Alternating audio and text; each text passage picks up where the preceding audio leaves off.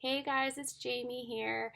I am so sorry that this video is late this week. As you can see, I am not in my normal recording room.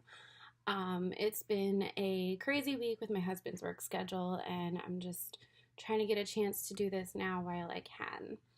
So, this week we have a few more questions for our Q&A session, and one of the first questions is, how do you fit for pump shields? So I don't know how much you've learned about pumping yet or how much you've heard about pumping, but one of the things that is important is making sure you have the right fit for your flange or shield, whichever you want to call it. If your fit is too small, it can cause nipple damage, and that can, of course, cause pain when pumping, pain when nursing. And any nipple damage could lead to infection down the road. So we definitely want to avoid that.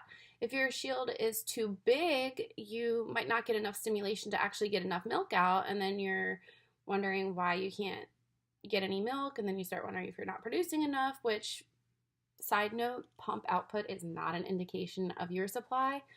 And some women don't respond to a pump very well, but one of the things we can do to help you respond better is make sure the pump fits right. So you want to have the right size. And I don't have my demo with me right now. I'm a mess this week. But some things you want to look for to make sure you have the right fit. If your nipple is rubbing the inner tube to the pump, the channel, if it's rubbing in that channel, then you're too small. You want to have a little bit of space around the side of your nipple. Conversely, if your entire areola is being sucked into the channel, then that's too big. So what you basically want to look for is where your nipple is being drawn out and into the channel with some space around it, but not too much space and not too much of your breast and areola being sucked into the channel. I think an average size is maybe 24 millimeters. They have some measuring devices out there you can get. But what I would suggest is just, try the size that came with your pump. And if it seems like it's too small, go up a size. And if it seems like it's too big, go down a size. Also, keep in mind, some moms might need to have a different fit for different times of the day.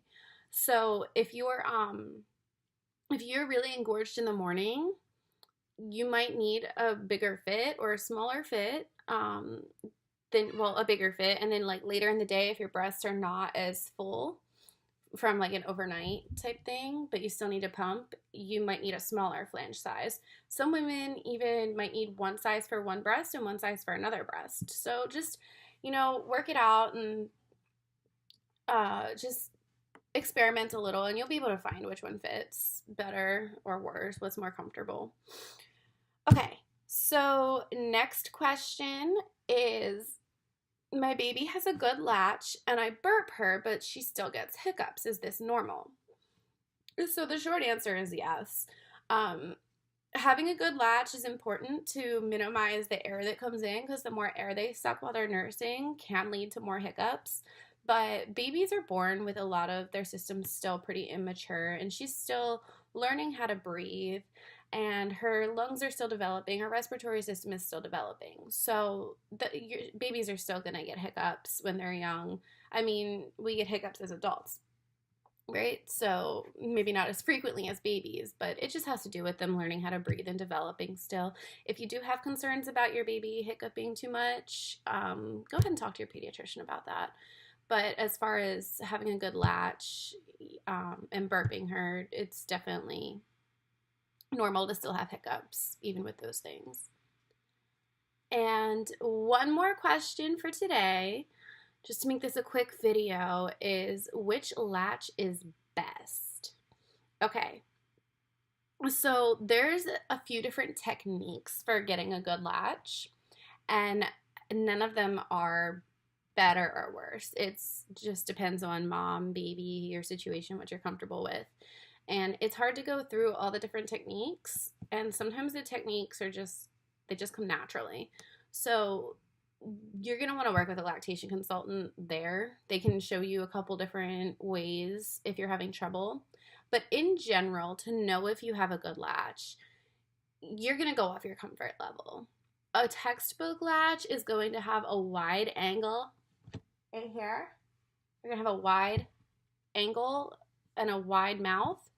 Lips are going to be flared out, and the whole areola is going to be in the mouth, not just the nipple.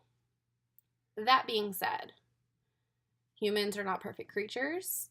Some moms might have a textbook latch and still have pain. Some moms might have nothing that looks like a textbook latch, but it's comfortable and baby's gaining weight and it's working for them. So definitely go based off how you feel and what your baby's symptoms are more than how it looks or how you got there.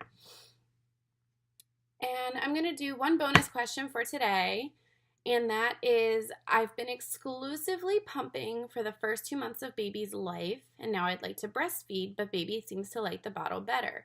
Any tips on how to make the transition to exclusive breastfeeding? So there's a lot of ways that we can coax baby back to the breast, and one of my favorite ways is to take a bath with baby. Once you want to keep it really low pressure, and you want to make nursing something that's enjoyable. So make sure baby's well fed, not angry and hungry. Make nursing something fun, relaxing, a lot of skin to skin time.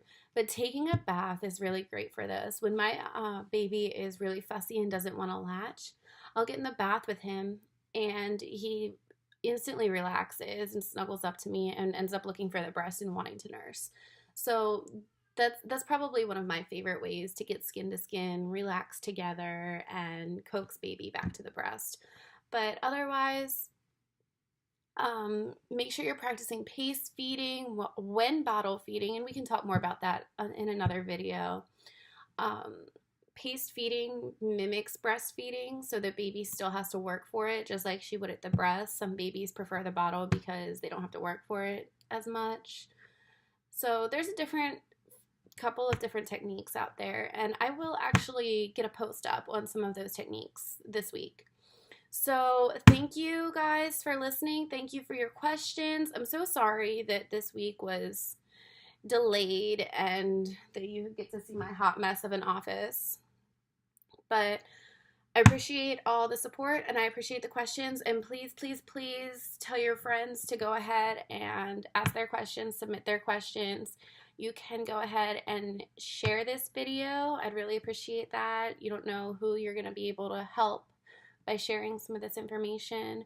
Like my Facebook page, Little Bear Lactation, and go ahead and subscribe at littlebearlactation.com. I'd really appreciate that, and you'll get some free tips, free pointers, discounts on some of my learning materials, and etc. So I'll see you guys later.